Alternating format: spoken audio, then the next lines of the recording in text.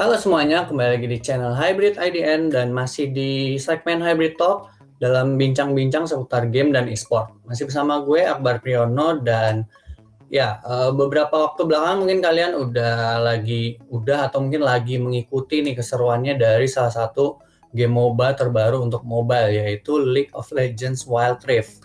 Gimana? Kalian udah marah-marah, udah sebel gitu mungkin dengan game main ketemu orang-orang macem-macem gitu kan. Tapi ya intinya Wild Rift bentar lagi kita bakal masuk ke open beta. Tapi sebelum itu kita bakal ngobrol-ngobrol dulu nih, kita bakal tanya-tanya seputar dibalik dari proses pembuatannya si Wild Rift itu sendiri dan segala macamnya. Maka dari itu untuk hari ini kita sudah mengundang Brian Vini. Halo Brian. Hello. So how are you? I'm doing really well. It's really exciting times for us. Yeah, how about yourself? Oh ya, I'm feeling pretty good also. Jadi Brian ini sendiri, kalau kalian mungkin udah ngikutin perkembangannya dari Wild Rift, kalian pasti tahu Brian Vini. Dia ada Riot Feral Pony yang sering menyediakan update dan menceritakan pada kalian gimana perkembangan dari si Wild Rift ini sendiri. So, okay Brian, we are going to start to the question, okay? Sure. First thing first, I want to ask to you about the. Can you tell us a bit about the story of developing the Wild Rift? Because most of the players too much excited to the game before it released to the closed beta, and some of them been asking about why Riot took so long to making the Wild Rift and etc. etc. Yeah, sure. So there's a fair amount there actually. I think it's pretty safe to admit from the start that we were a PC gaming company, right? Like Riot was founded on PC games, and so I think we were just a little bit slow to the mobile market. I think it took us a little while. Like we were obviously very focused on the PC platform and PC players, and so, but over time we started hearing more and more from players that, hey, can you look into expanding into more platforms? Hey, can you look into expanding to mobile? And so that was something we did start looking into. I think for this project, actually, I think now it's been about 3 years or so since, maybe a little longer than that, since we started it. And at Riot, we spend a lot of time really on that early prototype phase, to really with a very small team to really polish it and make sure that we're going to be really, really satisfied with what we deliver at the end of the day. And actually, when I joined, for example, I joined from the PC team, and I was actually pretty skeptical at first. Like my job was to basically say hey, make this very short game length version of League of Legends, but make it feel just like the PC game, right? Make sure you can do all the sick plays you can do just in the PC game. And my initial response was that's a bunch of nonsense. How am I supposed to do that? But myself and some of the folks team were okay, we're gonna really give it a shot. We're gonna sit down for 3 months, buckle down, and really see if we can deliver on this. And as we started going, we're okay, this is actually really fun, right? This is actually really good. And we sort of had to convince ourselves first that I think this was a game that we could really deliver on and make players really, really excited about. So it took us a little longer than I think we wanted to, but I think we're really happy with the result, and I think this is still a really good opportunity to launch Wild Rift for players. So at first it's just like a Mission Impossible, is it? Yeah, a little bit like that. And also, what kind of process that? What do you think? Kind of process that have some difficulties in developing the Wild Rift, because it's pretty the first, because before Riot was making the mobile games, but it was the TFT and Runeterra who is the game pretty much not really live action gameplay. Yeah, I mean there were a lot of challenges there. I think the other thing that made this process a little bit longer for us sort of get there was at Riot we are really, really focused on the core gameplay. So when we were working on this game initially, we spent 100% of our energy making sure the core game loop was really solid, that the champions feel really great, and that everything's awesome. And we basically did that, and we hit a point where okay, this game's really fun, this game's really solid. It's oh crap, but now we have to think about all those other problems, right? How do we get device compatibility? How do we get our data usage down? How do we get our optimizations? And so we had a really solid game, But then on top of that, we had to basically do all the learnings of how to optimize it for new platforms, how to reach new audiences, all of that kind of work kind of started after we had the gameplay really, really tight. Oh, that's really awesome. Awesome to hear that. No, okay. Now talking about the champion, because so you guys already giving some champion from the League PZ, but someone been asking about why Seraphine, who's the youngest among all the champion, is coming to Wild Rift soon, but meanwhile other champion who's been older is not. So what is Riot consideration to choosing the champion roster for the Wild Rift? Oh, yeah. Doris, hey Michael, welcome. Hey guys, so sorry I'm late. Yeah, it's okay, Michael. So I think a lot of things go into consideration when we're looking at our champion roster. Obviously, League PC has a lot of champions. They have, I think it was a little over 150 now, and we're at, I think, just shy of 50. And so, like, our goal from the start is not to deliver every single champion that's on PC. In fact, I'm not sure we'll actually necessarily ever get there, right? If we released one champion a week, it would still take us years to catch up, right? And League is going to continue to release more champions. Yeah. The most important thing for us is that we have it's not that we have every champion, but it's that we cover like all the player needs and different styles of champions and different play styles, gameplay styles, roles, positions, everything, that we have a really diverse roster that covers a lot of different player needs.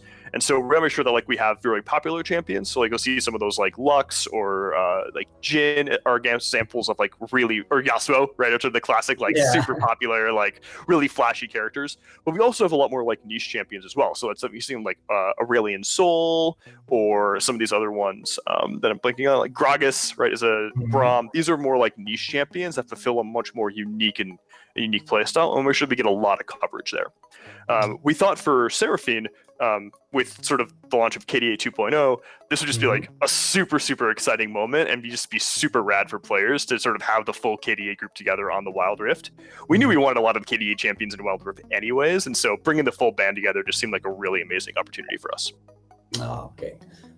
So this means that not all league champion is going to be on the Wild Rift, and do we also have a chance to see Wild Rift original champion in the future? So, I mean, obviously not going to go too far into sort of hypothetical plans here, but I do think that is something we definitely are considering, right? I think first and foremost, though, we do know there are a lot of big gaps in the roster. There are a lot of champions and players are still dying to see in the Wild Rift. There's a lot of champions we want to still bring over from PC before we start really looking into doing like Wild Rift exclusives. But I do think that is something that definitely is on the table for us to consider kind of moving forward. Okay. So now talking about the localization from the Wild Rift, because I've been seeing the localization, the Bahasa Indonesia option. I've been using it also for the game. Maybe you can tell us a bit the story about how you guys localize the Wild Rift to the local language like Thailand, Bahasa Indonesia also, and Malaysia. Yeah, so the localization pipeline for, actually, Brian, you might be able to speak a little bit more about the localization pipeline for strings in the game, like all the text and voiceover.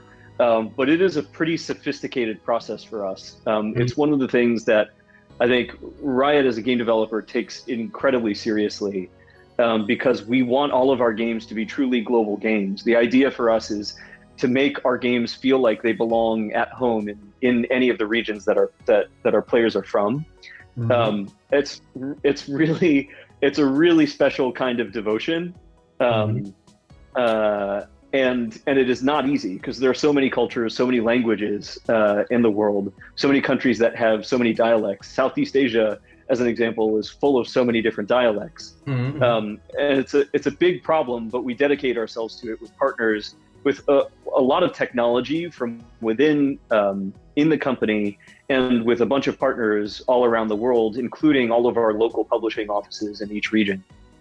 Well, do you want to talk about anything else to say about sort of like the basic localization pipeline, Brian? Because I could talk about content next. I mean, I think that's pretty good. I mean, sort of Michael said that basically from a development standpoint, we really build in localization from the beginning.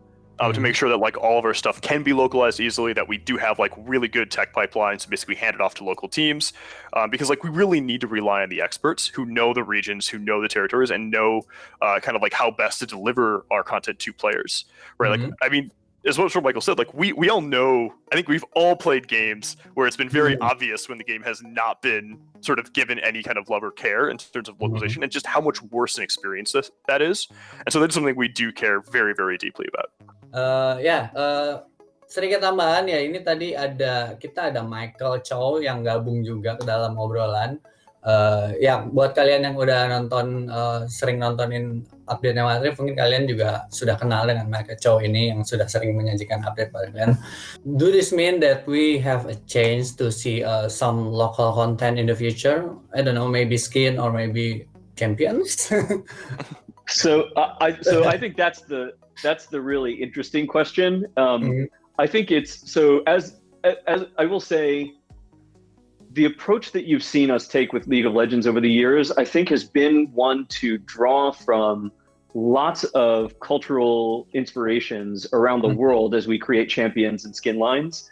An example for champions would be Kiana is inspired by Latin American culture. Ari obviously is inspired by Korean culture.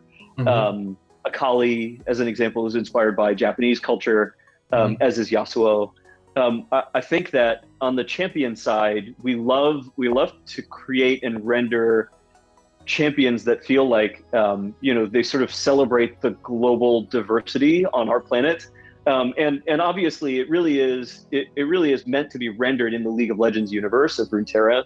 But I mean, I think it's obvious to see where we get some of these inspirations from. And so if you're a particular culture that's feeling left out, like Brian said, we make a ton of champions. I wouldn't rule it out, and I would encourage you guys. I would encourage all players from all regions to inspire us. Right? Talk to us about a champion that you would like to see and what inspiration you would like it from. Skin lines, I think, are also appropriate. You can see cultures, very specific cultures, bleeding through in particular skin lines. Star Guardian is a good example for me. It's a very Japanese, sort of like Japanese manga and anime culture inspired skin line that has some of those, those sort of basic tropes in it that is very beloved by a lot of our players. And so I'd say that same thing.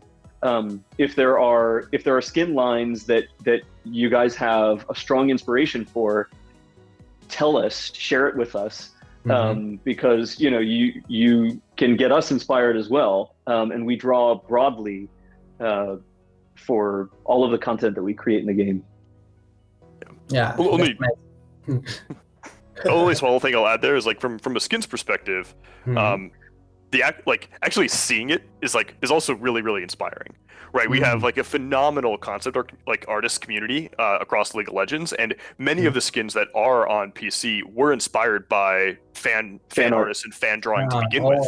And so if you want to sort of see an idea and sort of have it and come to reality, that's probably the best way to do it, right? Because at that point, as one of the artists is like looking through and seeing all this like cool shit, it's like you're like literally just like supplanting it into their brain, right? And then it's kind of hard to get it out once they're in that. Okay. So if we want the skin or maybe champ, just give everything we got to the Riot, right? Like fan art or anything. I mean, just show us cool stuff, right? Get everyone inspired, right? That's a really good way about it. Nah, tuh jadi buat kalian ya kalau yang pengen champion Indonesia atau mungkin skin Indonesia.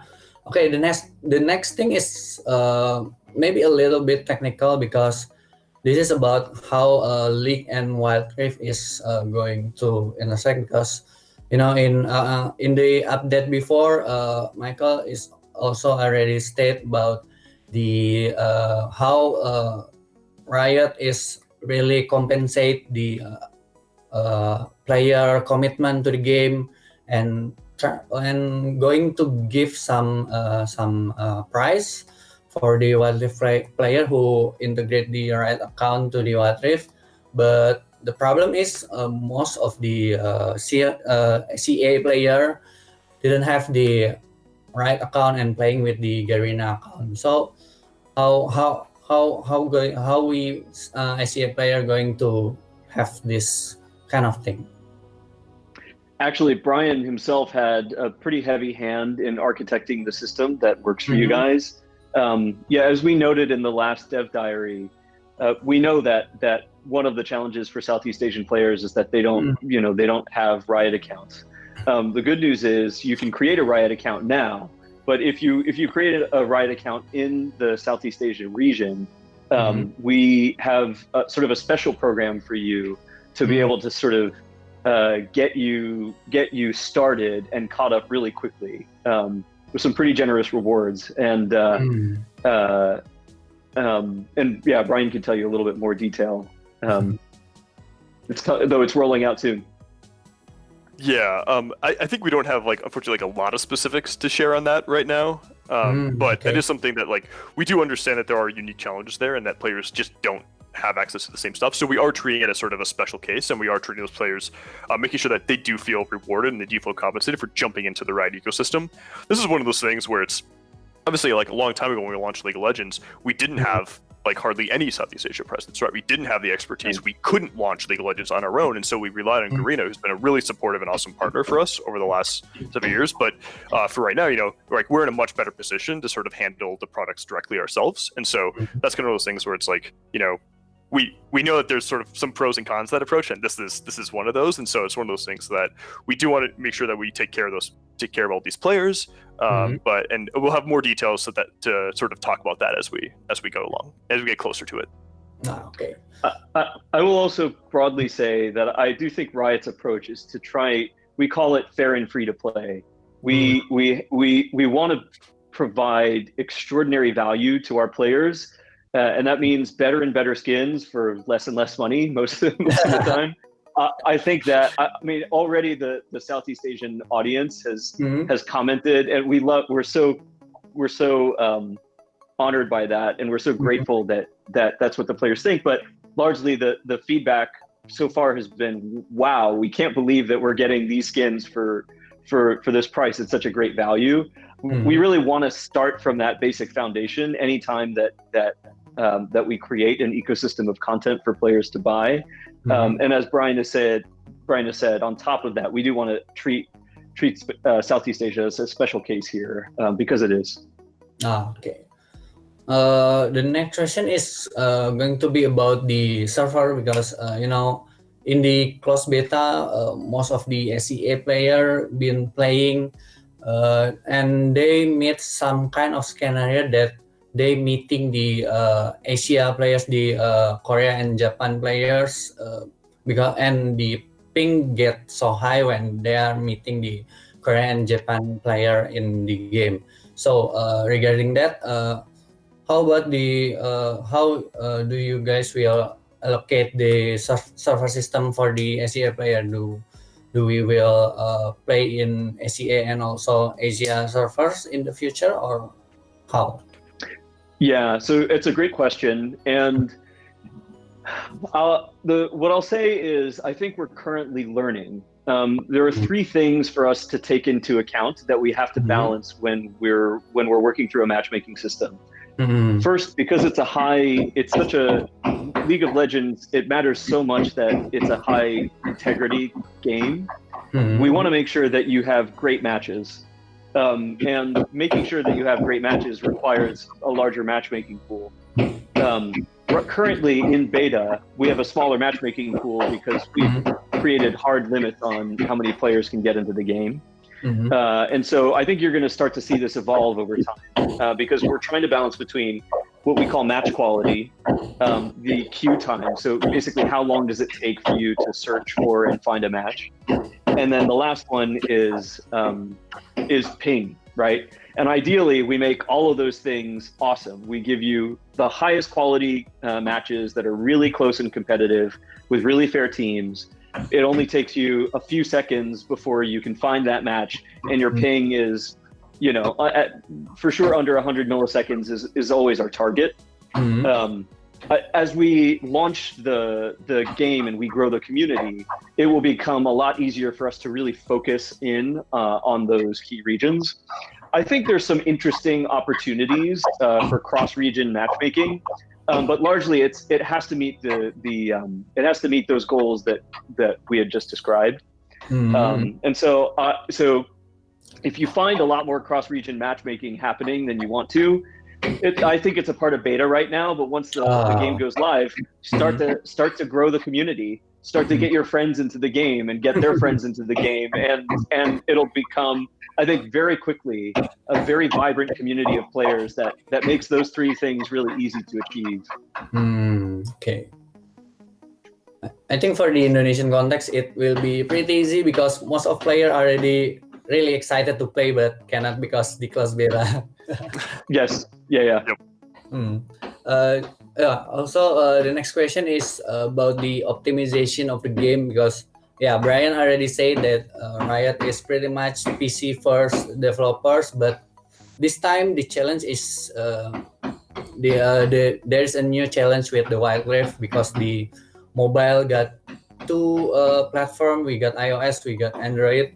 So my question is, which OS will be your first priority to make the optimization? Because for the context is in the from what I'm looking in the Indonesia, most of mobile players is playing on the Android, but when it comes to the competitive, most of them going to play into the iOS because of the stability.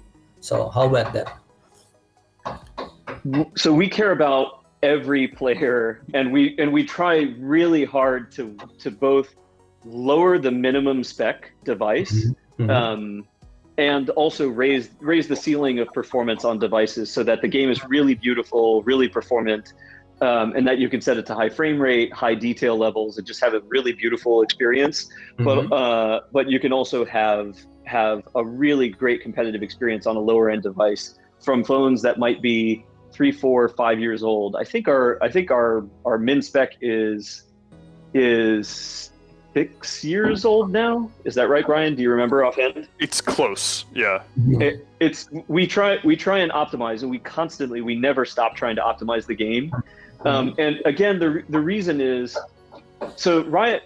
So we do pride ourselves on the quality of the content that we create.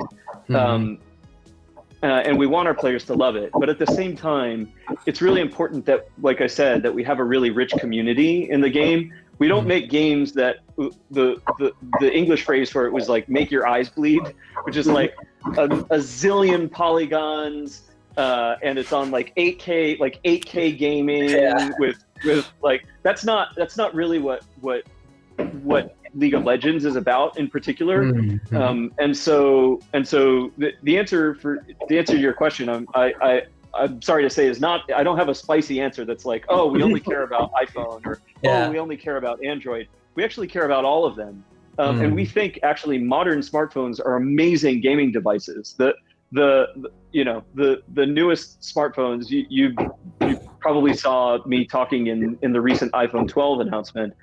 That phone is several thousand times more powerful than my gaming PC was when League of Legends launched. It's like 3,000 times more powerful than my gaming PC from League of Legends Season 1.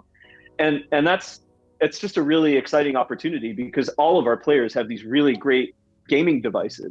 And even a phone from 5-6 years ago is still a great gaming device, and we want to make the game work great for those phones as well. The other thing I think you kind of alluded to in that question was sort of like the actual kind of core experience and kind of the gameplay and kind of like which one are we optimizing for, and obviously like the answer is honestly both. But the reason I can say that with confidence is that the teams, like the design teams from League PC and Wild Rift, are pretty integrated.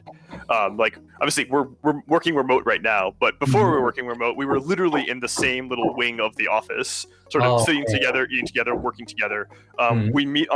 I meet with all the league PC design leads on a weekly basis, if not more. When we're Mhm. talking about new champions, right? Like we go back and forth about like, oh hey, here's a really cool new idea, and it's like, okay, that actually probably wouldn't work very well at all for us. Or so like, hey, can we tweak it in this way to make something work in that way? So there's a lot of collaboration between the two games and the products, and we will deviate. We will make decisions that are optimal for each of our products, but that's sort of the benefit of having two separate teams that are focused on like making a unified experience, but also optimizing for their platforms and their game. Hmm. Okay, so my next question is going to be about the gameplay again. Before Brian already said about how you guys making the Wild Rift and how Brian is need to be make league gameplay into more shorter duration, but after you guys release the game into the cross beta, most of the mobile player in the especially in Indonesia has been split into the two argument. One of it is from the League PC that saying the Wild Rift should be played like the League PC with the formation like one Baron, one mid lane, two Dragon lane and one jungle, and but the other side is saying that no, we won't play with the league style. We want to play it with our own style, what we know from the mobile before. So regarding this, what is right opinion regarding this, and also how you guys what is your emphasis on the making Wild Rift gameplay? Do you have some in the future? Do you have some plan or maybe thinking about to make Wild Rift gameplay to be more similar like the mobile before? So there's a lot to talk about there. I'll try to keep it somewhat brief, Yeah. just for the sake of time. I was going to say the same thing, but yeah. This is like literally one of those conversations that I'm talking with the design team about for hours. Sometimes we go back and forth, and it's a pretty deep topic because like on one hand, like we don't want to force players to play in a particular way, right? We're not here to tell them like I want to take my champion and go here, and we're not going to go in there like you can't do that, like you can't take your champion there. Like that's just not a thing that we're like willing or capable to really even do. But that being said, like we do think that fundamentally part of the core league experience is the positions and the roles in league, right? Like the fact that there is a designated jungler is very, very core to the League of Legends experience. Now, I think at this point what we're seeing is a bit of a often we refer to internally like a storming phase, right, where things are like really kind of crazy and chaotic. And I don't know if anyone who was playing like when League of Legends launched originally on PC, but like it was a chaotic, crazy time. It took a little while to kind of settle down and people to kind of figure out what optimal strategies were and kind of how to play. But when you talk to players who play on League PC, they will often basically tell them like they'll identify as a particular role, be like, oh, I'm a jungler, right? Almost as much, if not even more so than the champions they play. It's like, oh, I'm a marksman main or I'm a support, whatever it is, right? And we think that's really core to the identity of League. And at its most foundational element, this is a game that we made for League players, like around the world, who told us over and over and over again that they want to play League, they want League more in their lives, but they can't access it. So from that standpoint, we do really want to deliver on the core positions and the core foundational meta of League. That said, there will be room for experimentation, right? Players will try out crazy new strategies. They will surprise us. They will probably delight us. They will also make us sad sometimes too, depending on what comes out, right? But like this whole thing will happen, and we'll have to kind of evolve with the community to kind of figure out best how to move forward, how to adjust. But we do think a lot of those elements, like a designated jungler, like a solo lane, dual lane, are very, very core to the League project, and those have basically been designed and built in from the very first gameplay prototype that we had. Michael, do you have anything to add?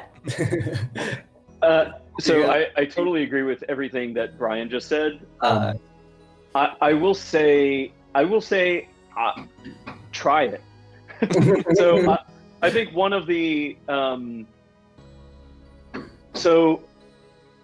my history as a MOBA player. So just for context, League of Legends is my #1 game. I've been playing games for 31 years. League of probably longer than that, but like the first game I really strongly have very powerful memories of was from 31 years ago. League of Legends is my number one game. It's my favorite game of all time. But I got there by playing about 3,000 hours worth of Dota. And Dota has a very different dynamic than League. Dota has almost a complete, well, I haven't played it for almost 5 years now. So since I started playing League, I just dropped it. But it's just, I love League. But Dota, when I was playing it, almost had a decisive absence of a meta, like a laning meta. You could have a dedicated jungler, could not. There are many different options. I think that there's fun to that for players, but like Brian is saying, that's not really.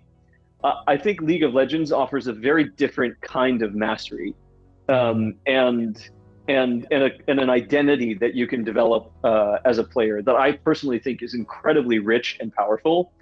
If you want to challenge it, this is part of some of the most magical professional play that I think we've seen in League of Legends has been when you get teams just doing crazy courageous things and playing bizarre champions in different roles and roaming the map.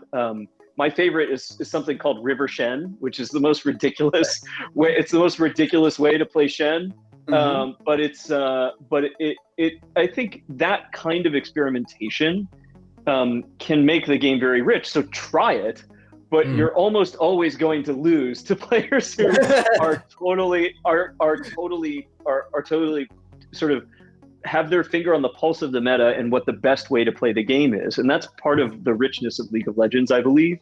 And so, I'd just say I 100% agree with everything that Brian said.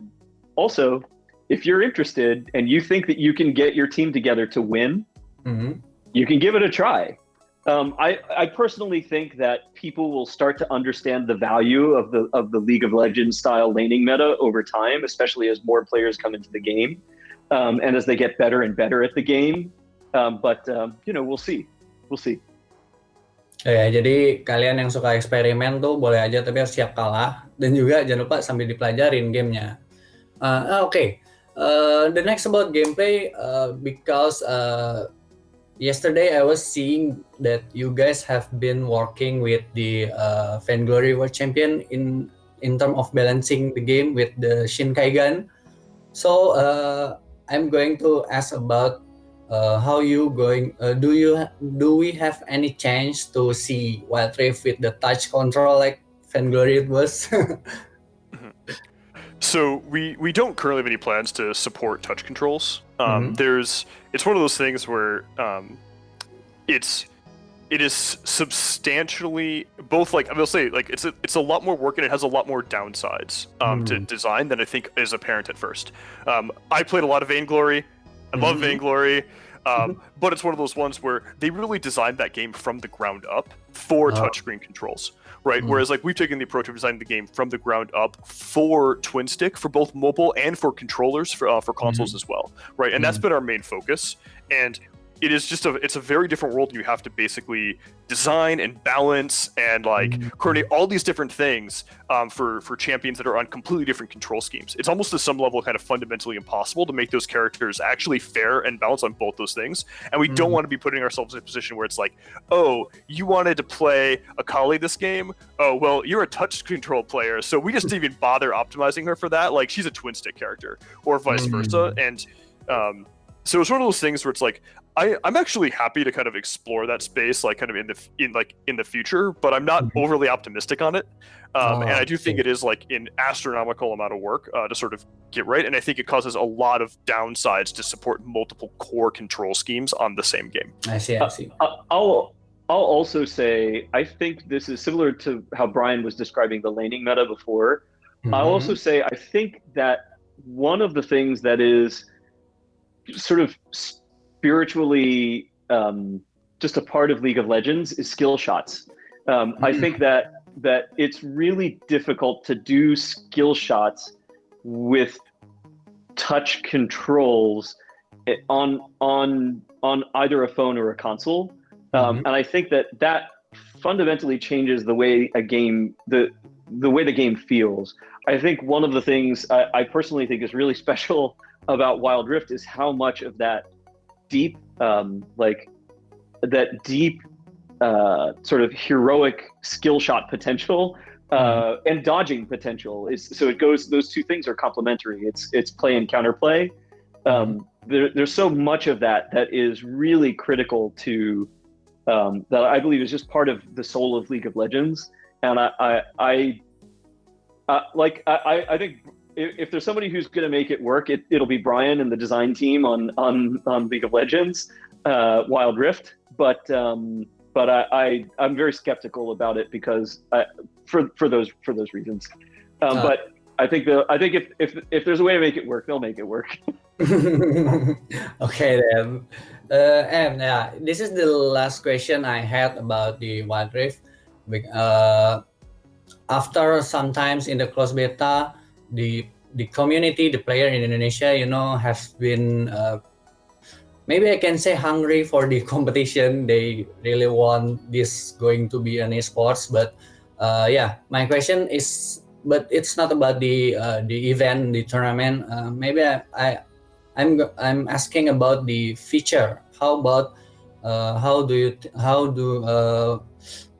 do you going to bring up some esport relevant in-game feature in the future, like let's say some kind of sophisticated replay mode, or maybe spectator mode, or maybe in-game streaming and in-game tournament mode in the future for the Wild Rift? So I think all of those are on the table, right? And they're things that we do want to support. I think in terms of our general esports strategy has always been like make a really solid game first, right? Don't try to start and design an esport. We've actually seen a number of companies try that, and it never works, right? You always want to start making like a really solid, great game, and then if it does have that deep mastery curve and people do have a strong interest in it, right, then the esports will naturally kind of roll out from that. So that's kind of our core strategy.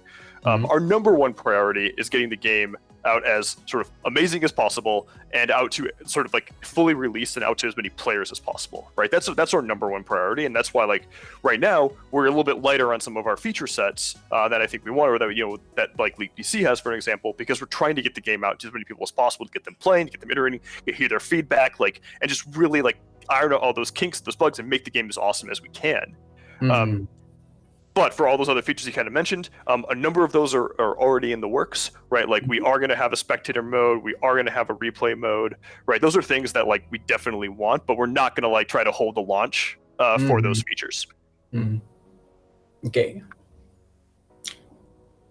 I think that's all my question about the Wild Rift. So thank you so much, Brian, and also thank you so much, Michael, for the time for answering my question regarding Wild Rift. Cool. Yeah, thank you guys. It's been a pleasure. Yeah.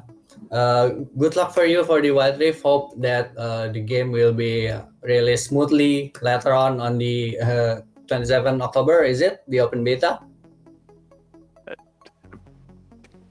That's right. I'm pretty sure that's right. Yeah, sorry, I'm so many dates in my head right now. It's very jumbled. Yeah. No, that's right. Yeah, it's coming up. It's coming up for you guys incredibly soon. So maybe for Brian and Michael, do you have some kind of any words for the Indonesian fans, for the Indonesian water player, maybe? I would say this is a game that is most rewardingly played with your friends.